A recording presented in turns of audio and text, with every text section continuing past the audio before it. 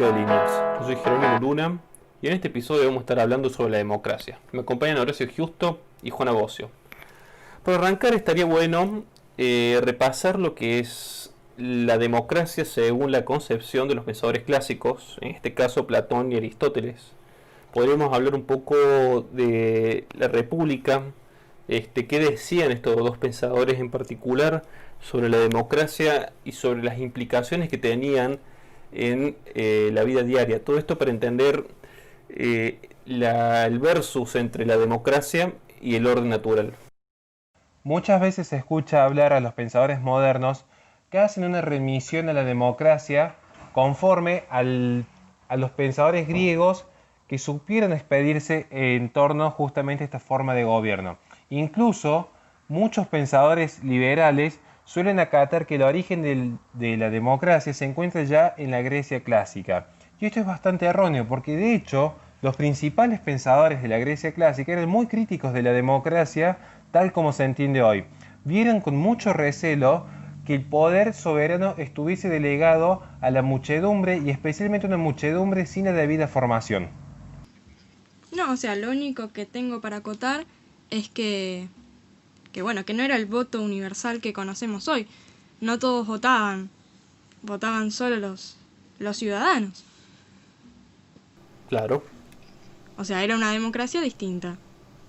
Además hay que tener en cuenta que la polis griega, a diferencia de la democracia moderna, es que la democracia moderna es laica en el sentido filosófico de la palabra, en el sentido amplio de la palabra, ya que la polis griega tenía una cosmovisión totalmente centrada en sus dioses, en su orden natural, en el orden natural, perdón, y tenían una tradición y unos valores muy arraigados, a diferencia de la democracia nuestra. Y acá quiero traer a colación el por qué se ataca tanto a las religiones en la modernidad. Y es que las religiones, la patria, la cultura, lo que hacen es independizar a las personas del pensamiento en moda, o el pensamiento en boga, o el pensamiento que se trata de imponer. Por eso también cabe la pregunta de quién es verdaderamente libre. La persona que tiene un dogma, la persona que sigue un dogma, perdón, la persona que sigue una cultura, que sigue el estudio de su patria, o la persona supuestamente libre, supuestamente iluminada, que deja todo en manos de una razón que no se nutre de conocimientos que están anclados a una realidad. Maritain, un autor católico y francés, define de esta manera la democracia. El pueblo posee de una manera inherente y permanente el derecho de gobernarse a sí mismo, y los gobernantes, al haber sido hechos vicarios del pueblo o imágenes de él, están investidos per participationem.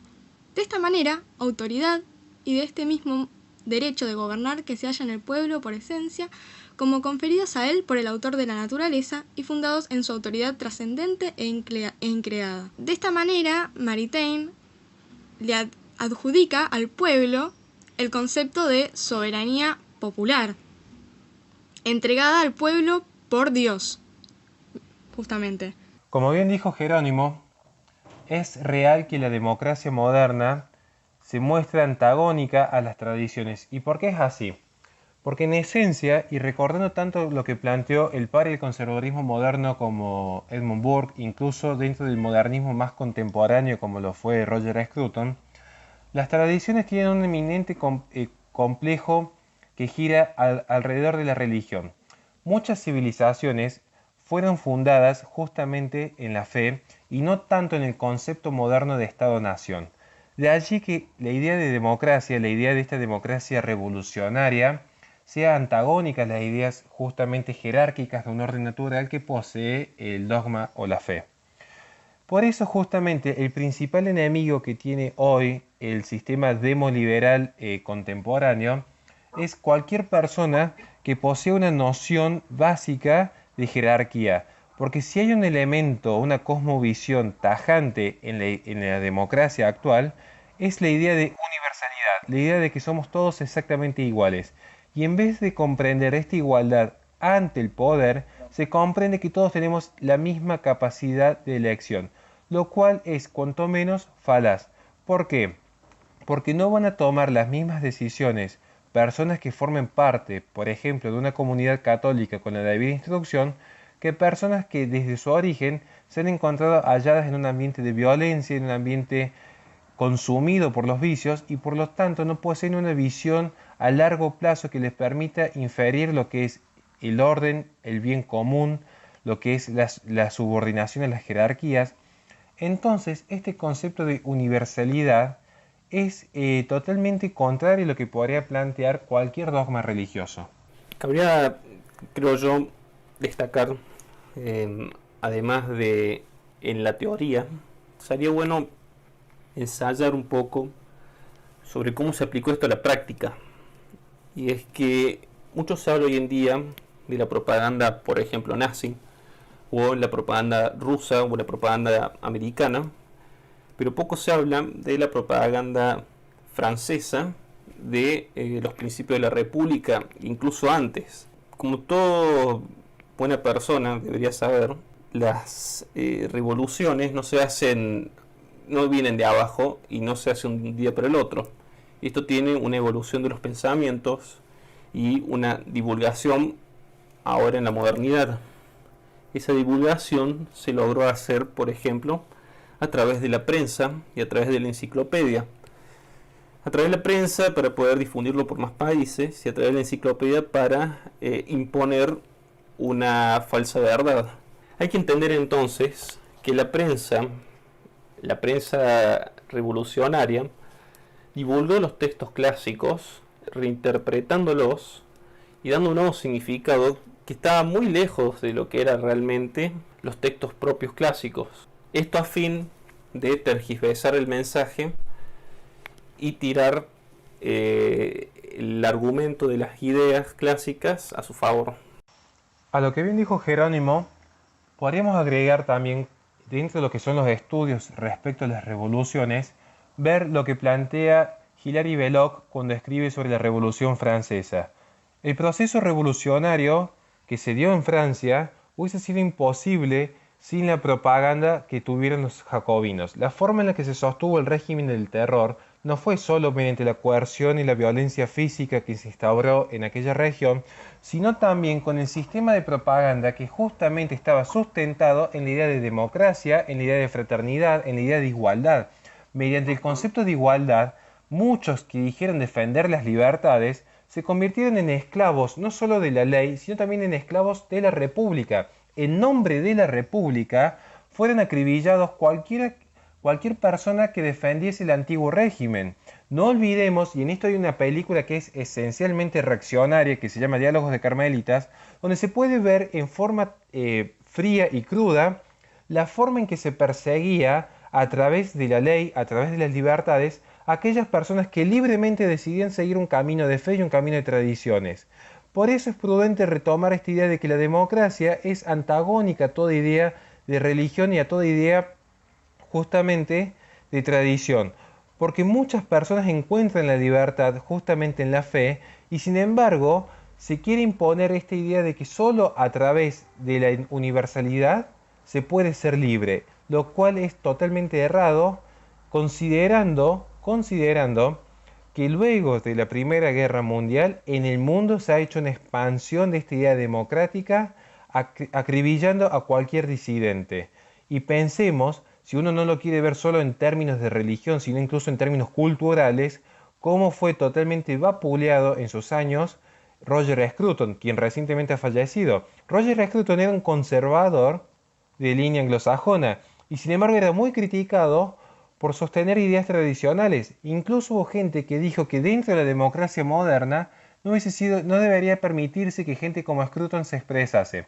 ¿Y cuáles eran los pensamientos, entre comillas, revolucionarios o los pensamientos peligrosos para la sociedad moderna que planteaba Scruton? Cuestiones muy elementales.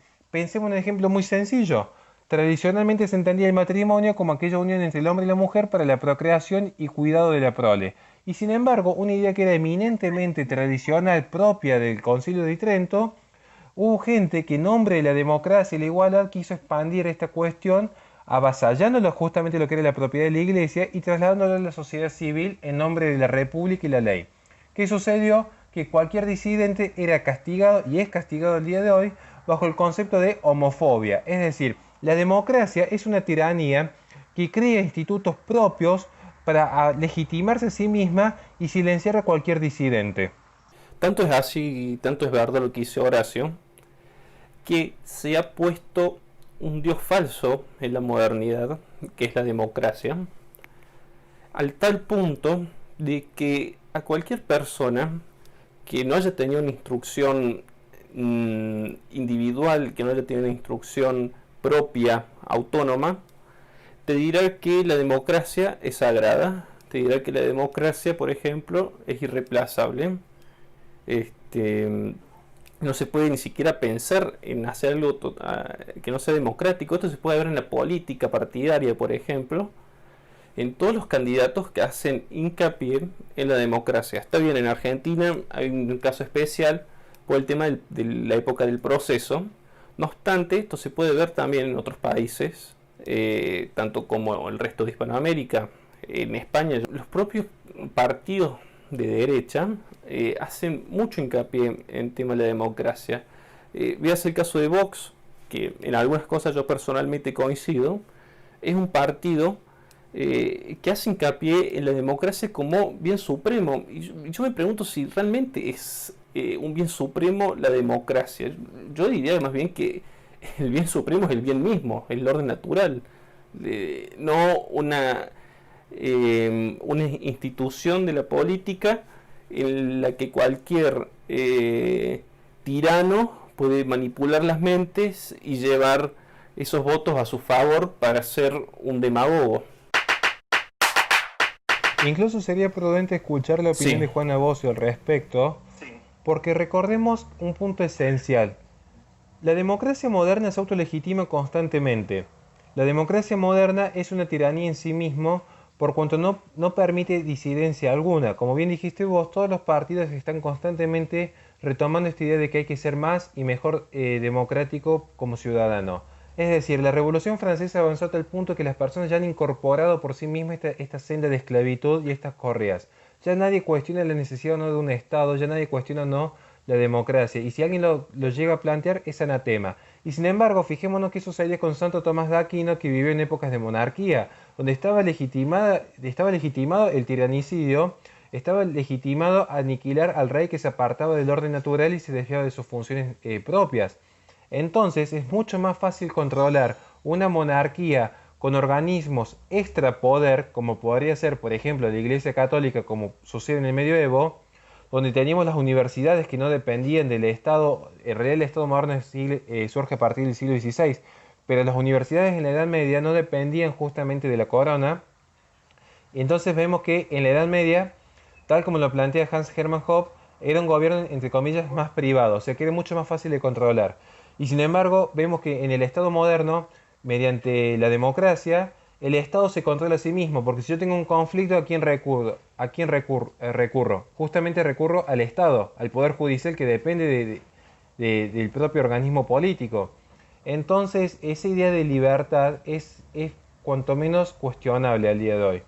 En resumen, desde la Reforma Protestante hasta el actual comunismo ruso, dice el padre Castellani, existe un proceso continuo de heterodoxia antitradicional, lo que llamamos revolución, y que se va revistiendo de formas políticas que a su vez tienen una raíz religiosa basada en una mezcla singular de dos viejas herejías cristianas, que son el pelagismo y el maniqueísmo.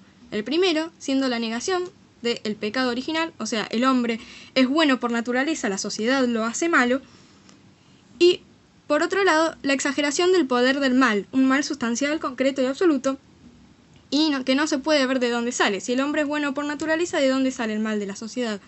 ¿No? Y esto se puede ver como luego de la revolución, ¿en qué termina la Revolución Francesa? En el despotismo napoleónico.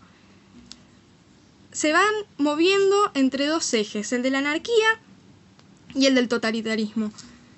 Y es algo que yo creo que podemos ver hoy en día, en donde si la democracia funciona como debería funcionar, lógicamente terminaría siendo un estado de clase en el que ganaría la mayoría, o sea, la clase mayoritaria gobernaría a la minoritaria. Eso en el mejor de los casos, ¿no? Pero bueno, vemos que en el caso moderno, naturalmente, no es lo que sucede, sino que los gobernantes se preocupan por su propio bienestar, por su propia perpetuación en el poder.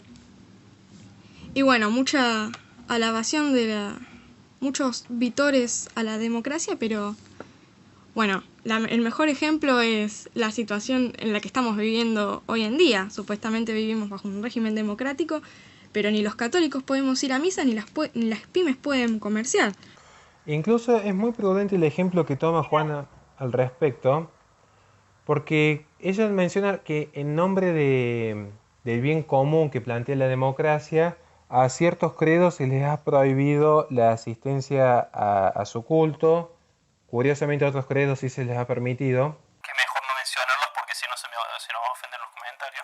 Y sin embargo, es muy particular la mención que realiza Juana en torno a esta idea de la Revolución Francesa y de los pensadores franceses y a esta suerte de idea de universalidad.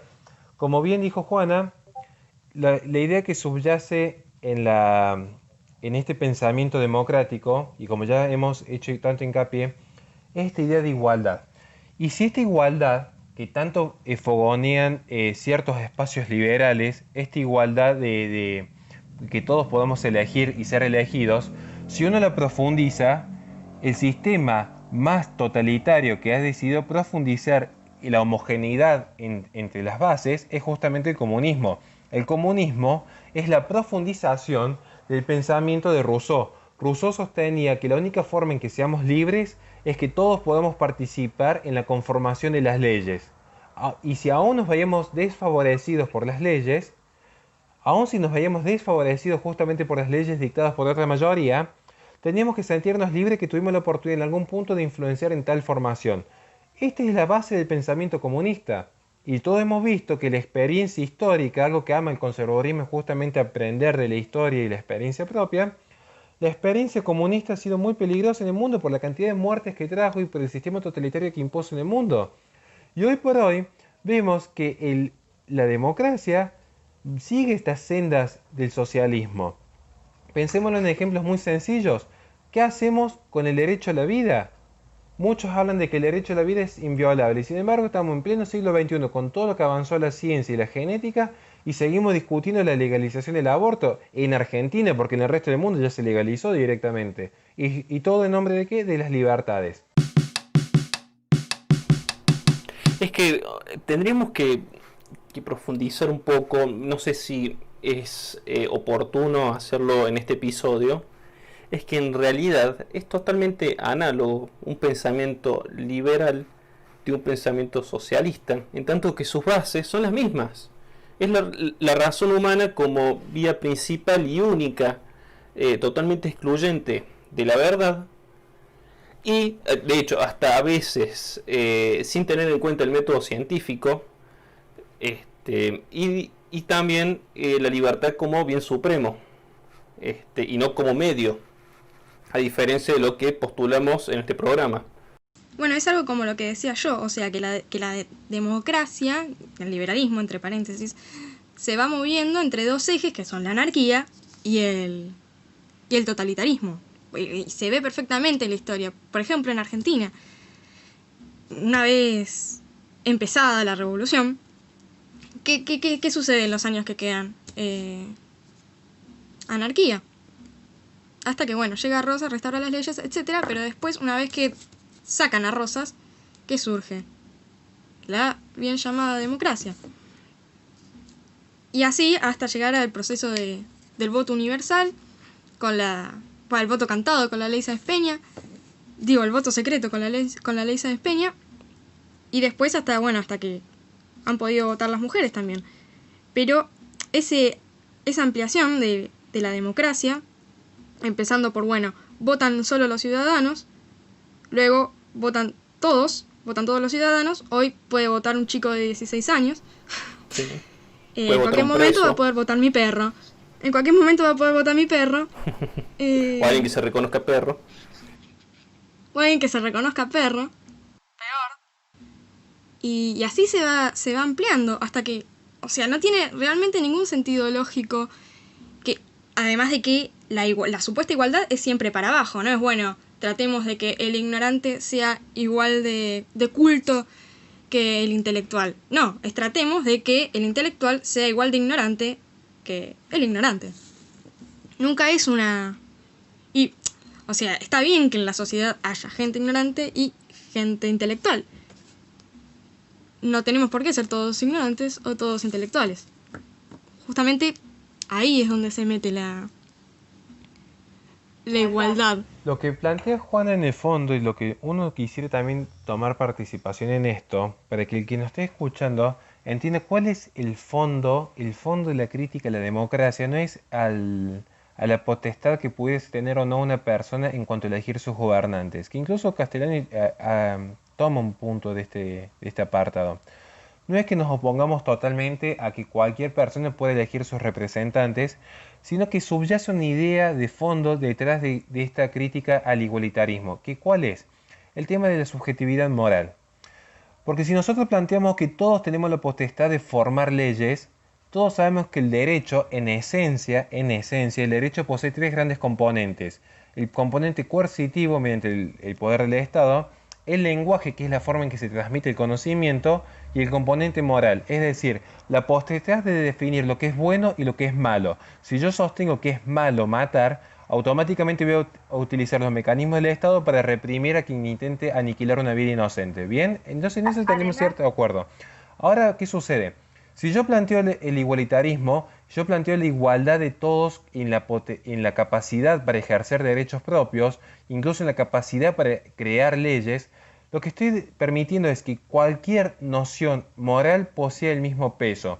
Por lo tanto, yo estoy diciendo que tiene la misma validez ontológica, la misma validez epistemológica que puede sostener un católico en torno al derecho natural, a la que puede sostener, por ejemplo, un ateo relativista que diga que en realidad el concepto de vida, el concepto de libertad es muy relativo, por lo tanto se puede discutir. Que en el fondo lo que sucede es eso. Si nosotros nos fijamos cuando se hace discusión en torno a la democracia, en torno a los intercambios culturales, en torno al concepto de vida, vamos a ver que siempre se está diciendo, bueno, no hay acuerdo generalizado respecto a cuándo se inicia la vida, por lo tanto es debatible. Si es debatible es votable, si es votable se termina permitiendo que el Estado, en nombre de la libertad y la democracia, aniquile al ser inocente.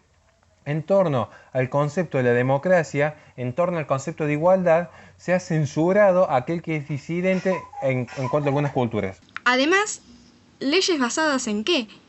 Si nuestro punto de partida es la democracia, las leyes estarían basadas en la opinión popular y después constituidas en un papel que sería, bueno, nuestra constitución, que incluso ojalá fuera puesta en práctica, porque hoy se avasalla la constitución por todos lados. Bien podrían ponerla en pipa y fumarla, pero creo yo que no ha servido de nada. Y así seguimos, ¿no? Que aparte, bueno, es una copia de un sistema extranjero, que no me voy a meter ahora con eso, pero... Como bien aborda Juana, tenemos esta noción de que la democracia se funda justamente en la opinión popular. Y justamente es aquí donde tenemos que hacer un paréntesis especial respecto a lo que es la democracia como un orden mundial global. ¿Por qué decimos esto? Por una cuestión muy sencilla. Fijémonos qué pasa con la opinión popular al día de hoy en torno a determinados agentes culturales como podría ser el feminismo, el indigenismo o el ecologismo, y la cantidad de dinero que ha invertido organizaciones como Open Society respecto a estos tipos de engranajes culturales. Si uno se pone a observar los informes económicos, va a ver la cantidad de dinero que invierten ciertas organizaciones mundiales alrededor del mundo para justamente torcer la opinión popular, para que justamente sean determinadas ideas las que proliferen dentro de este marco mediático y así poder engendrar una democracia en torno a ciertas ideas que podríamos decir entre comillas liberales, como pueden ser la de Soros, revolucionarias, si alguno no quiere asociar Soros al feminismo, pero en todo caso habría que cuestionarse si en efecto esta democracia tiende a la libertad, porque muchos de los que hoy por hoy portan los estandartes de una nueva izquierda, en realidad no han sido más que víctimas y están esclavizados dogmáticamente por un pensamiento impuesto desde espacios foráneos que invierten millones de dólares alrededor del mundo para establecer un determinado orden global.